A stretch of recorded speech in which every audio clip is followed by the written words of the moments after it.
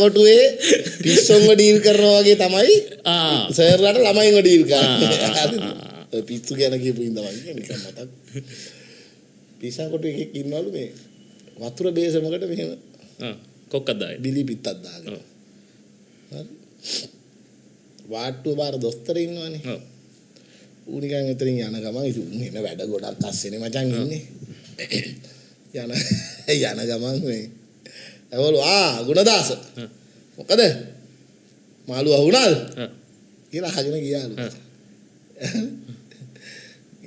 එතන එහා පැත්තේ හිටපු පිස්සෙකුට ගුණදාස යන්න ගහලා කියනවලු. ඒ කියන්නේ අරුට පිස්සු.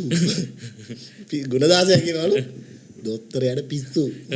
මේ බේත මේ කොහෙද බං මාළු.